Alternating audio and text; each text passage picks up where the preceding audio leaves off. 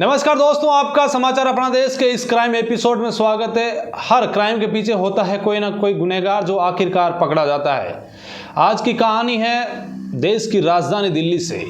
यहाँ पर एक पत्नी जो है अपने पति का लाइव चैट करते हुए कत्ल करती है और किस तरह से जो है वो कत्ल की जो घटना को है वो अंजाम देती है, एक पति को जो है मौत के घाट उतारती है। ये पूरी कहानी आप इस पूरे एपिसोड में सुनिए। शुरू करते हैं आज की कहानी। ये कहानी है राजधानी दिल्ली के उत्तम नगर की। यहाँ पर एक पति पत्नी जिनका एक 7 साल का बेटा जो परिवार में आराम से कुशल मंगल तौर पर रह रहे थे, आराम से कोई दिक्कत नहीं थी। पति जो एक मल्टीनेशनल कंपनी ग्रेटर नोएडा में वहाँ पर काम कर रहा था, दिक्कत थी नहीं, आराम से ज़िंदगी चल रही थी। पत्नी जो है अपने पति से कहा कि माता पिता के साथ नहीं रहना है, तो पति ने एक मकान लिया। मकान लेने के बाद में पत्नी और पति और उसका बच्चा यानी तीनों ही लोग आराम से रह रहे थे। धीरे धीरे वक्त बीतता गया।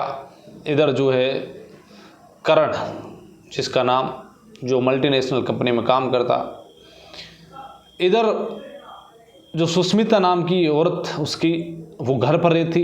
वो पहले एक जॉब करती थी लेकिन छोड़ दी उसने, फिर घर पर रहना का फैसला किया। इधर पति देर रात तक कंपनी में काम करता, रात को लेट आता। और उसी के पास में उसका एक जो कज़न था करण का, जिसका नाम राहुल, वो घर पर आना जाना। उधर सुष्मिता से दोनों को प्यार हो जाता है, एक दूसरे से प्यार करने लग जाते हैं। करण दिन में नौकरी करता, लेट नाइट आता, तो राहुल को कोई कहने वाला नहीं था, घर पर आराम से आता, क्योंकि उसकी सास उसका देवर वगैरह दूसरे घर में रहते, लेकिन गली पास में ही। धीरे धीरे दोनों के बीच में अब ये बात शुरू हुई कि अब एक काम करते हैं कि करण जो है अपने रास्ते में आ रहा है तो इसे हटा दिया जाए। सुष्मिता ने कहा राहुल को कि कैसा ही करके इसको रास्ते से हटाते हैं। तो धीरे धीरे वो अपने मोबाइल फ़ोन की जो इंस्टाग्राम पर वो है राहुल से चैटिंग करती है। अब तारीख थी 13 जुलाई 2025 का वक्त। राहुल से चैटिंग कर रही थी सुष्मिता। दिन चुना, राहुल ने उसे जो है नींद की गोलियां ला कर दी कि ऐसी मौत हो कि किसी को पता ही नहीं चले और अननेचुरल डेथ, यानी कि नेचुरल डेथ लगे, अननेचुरल डेथ नहीं लगे। राहुल उसको नींद की गोलियां ला कर देता है। 13 जुलाई को रात के समय में वो अपने पति सुष्मिता ने करण को जो है दही में टेबलेट पीस के डालती है, क्योंकि करण को दही पसंद था। लेकिन उस रात करण दही से रोटी नहीं खाता है, दही नहीं पीता है। तो फिर वो कहता है कि मुझे दाल और सब्ज़ी से रोटी खानी है। तो फिर वो एक काम करती है, दाल रोटी जो बनाती है उसमें वो टेबलेट पीस के करीब 12 के आसपास टेबलेट और पीस के उसमें डाल देती है। अब करण खाना खाने के बाद में जाकर सो जाता है। सुष्मिता देखती है इधर लाइव चैटिंग कर रही है कि अभी तक राहुल जो है राहुल से वो बात कर रही है इंस्टाग्राम पर, कह रही है कि करण अभी तक जो है उसकी सांसें चल रही है, मरा नहीं है, कैसे क्या होगा। मैं आपको बता देता हूँ उसकी पूरी चैटिंग, आप पूरी कहानी समझिए। सुष्मिता उसे कहती है कि अभी तक करण जो है जग रहा है, उसकी पूरी तरह से नींद नहीं आई है।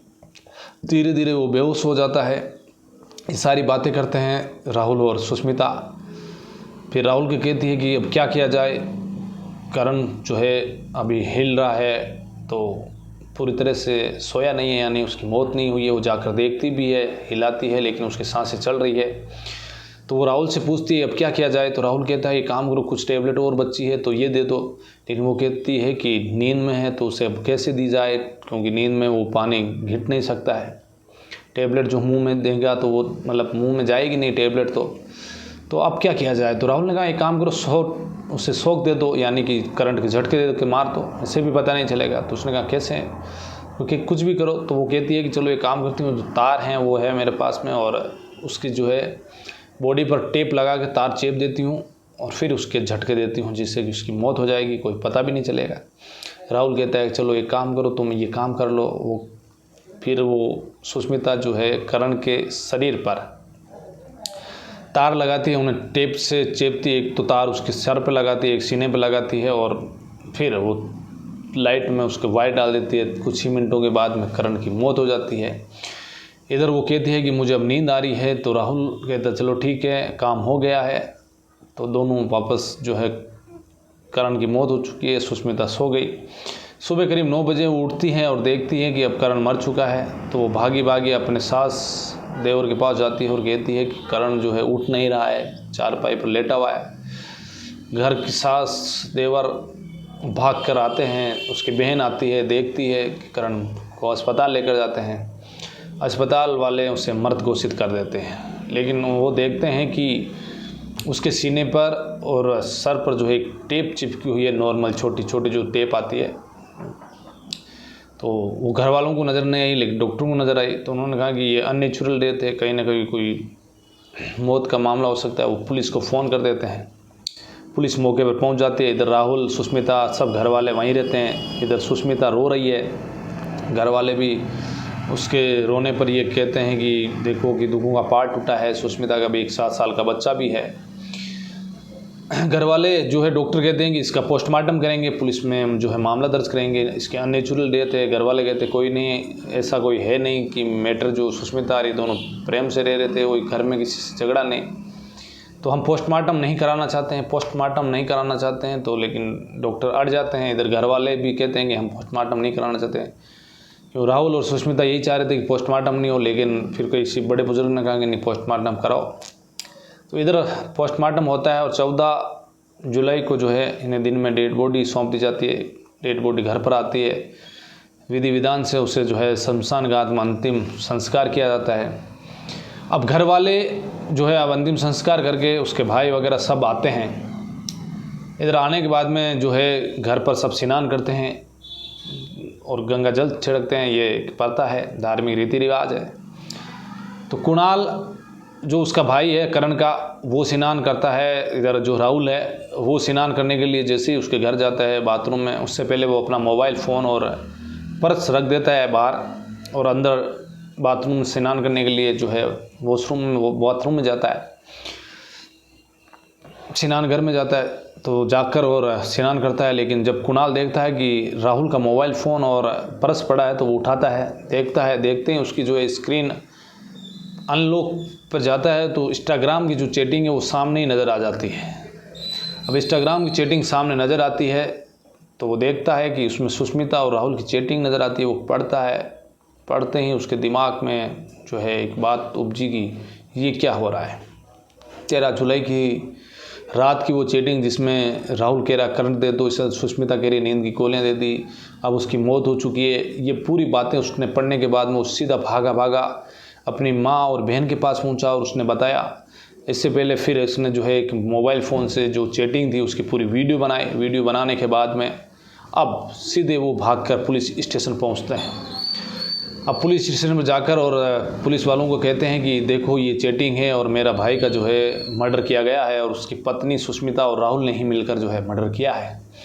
पुलिस कहती है चलो ठीक है, कोई बात नहीं है, अभी मुकदमा जो है दर्ज कर लेंगे, अभी पोस्टमार्टम रिपोर्ट आने दो, पोस्टमार्टम रिपोर्ट आने के बाद ही मुकदमा दर्ज करेंगे। पुलिस उन्हें भेज देती है। ये दिल्ली पुलिस का जो एक जिसका सबूत चैटिंग पड़ी है लेकिन मुकदमा दर्ज नहीं किया हत्या का, वापस घर आ जाते हैं। घर आने के बाद में इधर जो है मोबाइल जो है सुष्मिता को बुलाते हैं, उससे कहते हैं कि तुमने ये क्या कर दिया।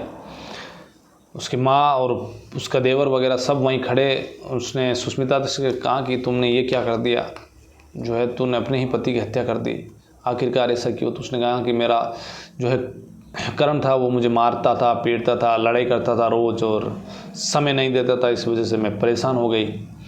तो उसके देवर ने कुणाल ने कहा कि तुझे एक बार तो मुझे बताना चाहिए था कि भाई ऐसा हो रहा है, तो हम घर वाले समझाते, तुम आराम से दोनों साथ में रह रहे थे, तो हमें तो कोई पता ही नहीं था। लेकिन वो अपने जो है गुनाह को मान लेती है कि हाँ हमने ही जो है राहुल ने मिलकर मारा। इधर राहुल को बुलाया जाता है। राहुल ने कहा कि देखो हम एक दूसरे से प्यार करने लगे और इस वजह से फिर वापस पुलिस को फ़ोन किया जाता है। तब तक पुलिस के पास पोस्टमार्टम रिपोर्ट भी आ चुकी थी और उसमें नींद की गोलियां और करण से मौत का जो है खुलासा हो चुका था। पुलिस घर पर आई और दोनों को अरेस्ट किया।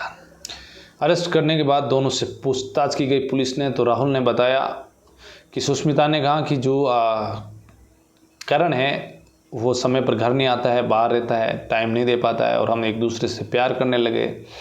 करण के पास जो है काफ़ी प्रॉपर्टी थी, तो हमने कहा कि जब ये मर जाएगा तो प्रॉपर्टी भी जो है अपने हाथ आ जाएगी और हम दोनों एक दूसरे से प्यार करते हैं तो दोनों एक दूसरे से शादी कर लेंगे, किसी को पता ही नहीं चलेगा। और फिर करंट लगा के मारा है तो किसी को पता भी नहीं चलेगा।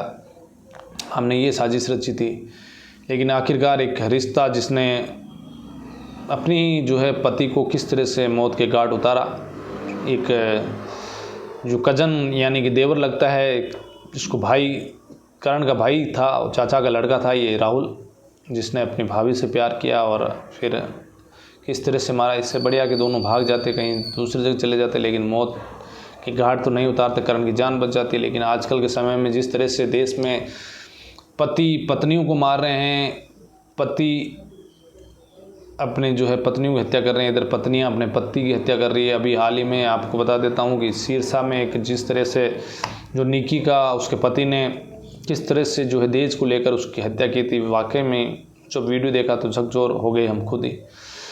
तो क्राइम में जो करता है आखिरकार उसे उसका सज़ा ज़रूर भुगतनी होती है। तो कोई भी क्राइम की दुनिया में कदम रखता है तो उसका नतीजा बुरा होता है। क्राइम से बचें। आज की कहानी में बस इतना ही, फिर किसी कहानी में आपसे मुलाकात होगी, तब तक के लिए जय हिंद।